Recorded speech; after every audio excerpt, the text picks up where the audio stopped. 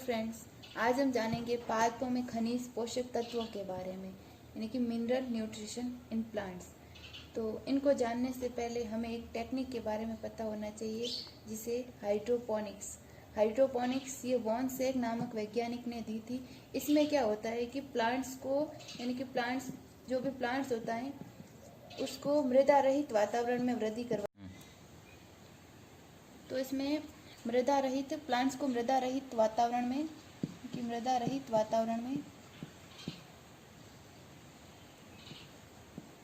एक निश्चित पोषक माध्यम होता है जिससे ये पता हो सके कि कौन से खनिज अनिवार्य है। निश्चित पोषक माध्यम में वृद्धि करवाई जाती है।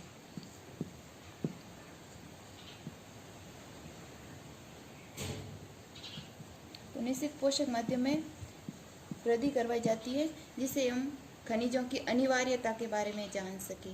तो हमें हाइड्रोपोनिक तकनीक से क्या पता चलता है कि कौन से खनिज अनिवार्य होते हैं प्लांट्स के लिए, यानी कि खनिजों की अनिवार्यता का पता।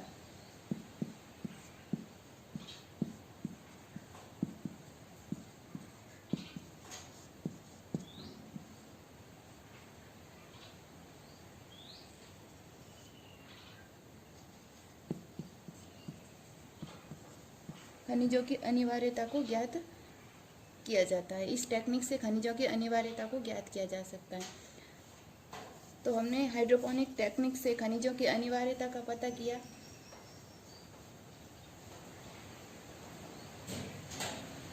उसके बाद कौन कौन से जो अनिवार्य खनिज होते हैं उसके बारे में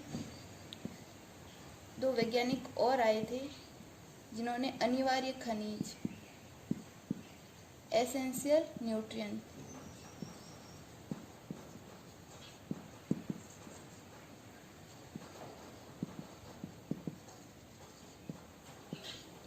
इनके बारे में बताया था। उनका नाम था आर्नन व स्टाउट।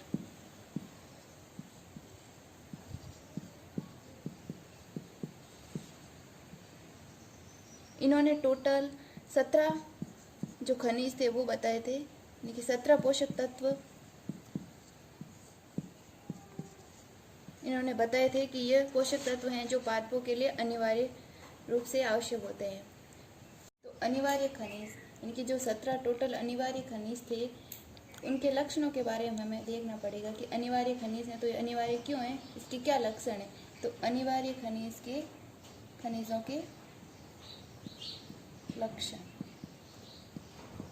यानी कि इनकी पहचान किस तरह से हम कर सकते हैं कि ये खनिज अनिवार्य हैं। तो इसमें हमें 3 पॉइंट याद रखने कि जो खनिज अनिवार्य होगा वो उस प्लांट का जो जीवन चक्र होगा, लाइफ साइकिल को पूरा करने में अपना योगदान देगा, यानी कि जीवन चक्र पूरा करने में योगदान, यानी कि उसके बिना उसका जीवन चक्र नहीं चल सकता, यानी कि वो नहीं हो सकता।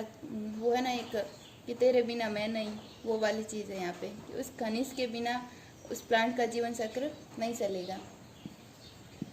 तो जीवन चक्र पूरा करने में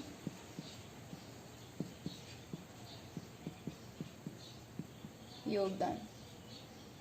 और दूसरा पॉइंट है कि वो खनिज होगा जो उस प्लांट के लिए विशिष्ट होगा, यानी कि विशिष्ट आवश्यकता, यानी कि उसे कोई दूसरा खनिज आके प्रतिस्थापित नहीं कर सकता।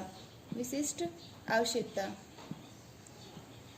यानी वो कि तू नहीं तो कोई और सही, ये वाली बात यहाँ पे लागू नहीं होगी। विशिष्ट आवश्यकता होगी, यानी कि हम ऐसे कर सकते हैं कि हमें दूध को फटाना है तो हम उस नींबू की जगह हम फिटकड़ी ले सकते हैं, लेकिन यहाँ पे ये नहीं चलेगा। नींबू की जगह नींबू ही आएगा। उस खनिज की विशिष्ट आवश्यकता होगी। और तीसरा पॉइंट है कि वो डायरेक्ट उसके मेटाबॉलिज्म से संबंधित होना चाहिए, यानी प्रत्यक्ष रूप से वो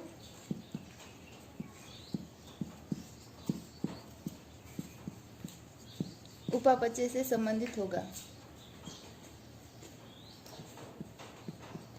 प्रत्यक्ष रूप से उपापचय से संबंधित।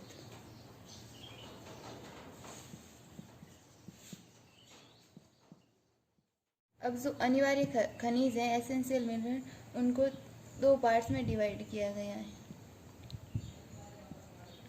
एक तो होते हैं वृहद पोषक, यानी कि मैक्रो न्यूट्रिएंट,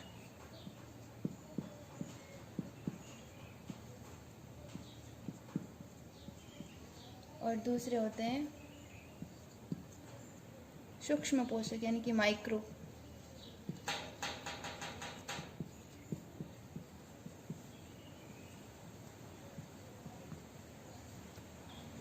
मैक्रो और माइक्रो। अब जो वृहद पोषक तत्व होते हैं वो टोटल आर्नन व स्टाउट ने 17 बताए थे, उनमें से 9 तो ये होते हैं और 8 होते हैं जो माइक्रो न्यूट्रिएंट होते हैं। और इनकी क्या होती है कि जो आवश्यकता होती है प्लांट्स को, वो पर किलो में 10 मिलीमोल से अधिक होती हैं। 10 मिलीमोल पर किलोग्राम से अधिक आवश्यकता अधिक होने चाहिए।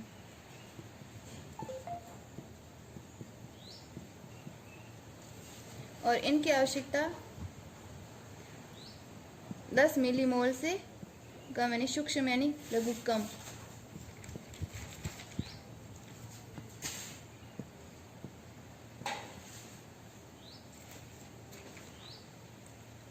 ये हैं जो वृहद पोषक और सूक्ष्म। देखेंगे कि मैक्रोन्यूट्रिएंट्स जो 9 होते हैं वो कौन कौन से होते हैं।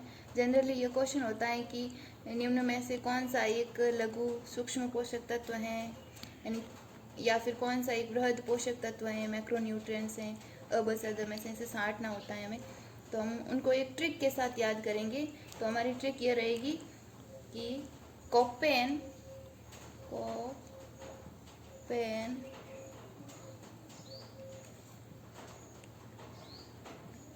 हंस के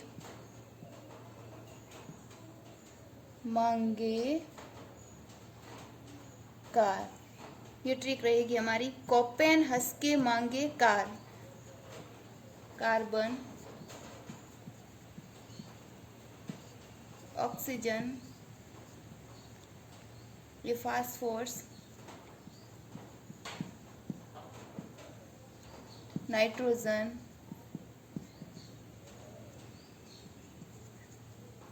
हाइड्रोजन,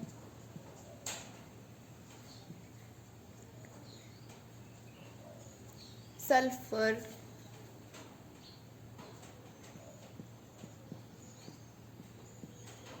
पोटेशियम,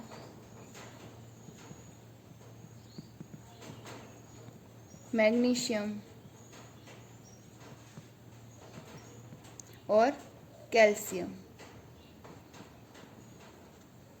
ये रहेगी हमारी ट्रिक। कोपेन हंस के मांगे कार। इस ट्रिक से आप इन न्यूट्रिएंट्स को याद रख सकते हैं। और जब भी मैक्रो और माइक्रो दोनों में कन्फ्यूज़न हो तो कार्बन से जो शुरू हो रही हैं उसको आप मैक्रो में समझ सकते हैं। कार्बन जो हमारे शरीर में भी होता है और पौधों के भी ज़्यादा कार्बन ही होता है। तो कार्बन से आप याद रख सकते हो कि कार्बन वाले जो हैं उस लाइन में जो आते हैं वो मैक्रो न्यूट्रिएंट्स हैं। तो इस तरह से आप वृहद पोषक तत्वों के नाम याद रख सकते हो। और अब हमारे आगे हैं जो सूक्ष्म पोषक तत्व हैं, उनको भी हम ऐसी ही ट्रिक से याद करेंगे। तो आगे हैं हमारे सूक्ष्म पोषक तत्व।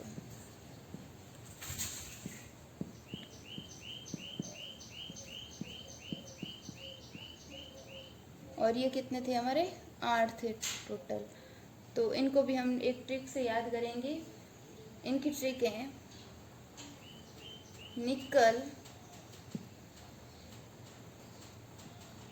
निकल बाहर मनमोहक फैक्कू चंद, ऐसे बोल देते हैं, फैक्कू चंद बोलते हैं, लेकिन यहाँ पे हमें बोलना है फैक्कू चंद।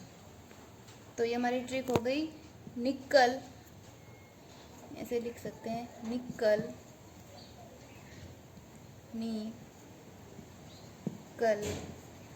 बाहर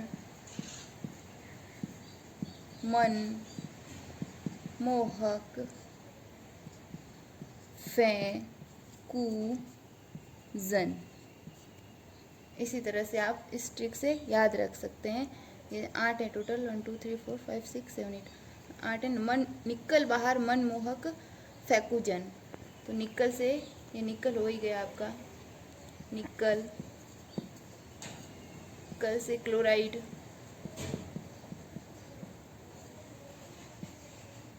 बाहर से बी बोरोन,